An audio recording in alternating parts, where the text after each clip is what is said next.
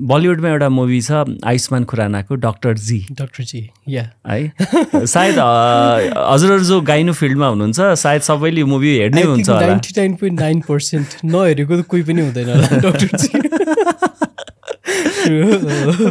कतिलाई त आफ्नो रियल लाइफबाट इन्सपायर भएर बनाए हो कि क्या यो मुभी भने जस्तो लाग्छ होला है कतिलाई त सबैलाई त्यस्तै लाग्छ होला कि एउटा गाइनिकोलोजिस्टलाई होइन एउटा गाइनी जो रेजिडेन्सी गरिरहेको एउटा त्यो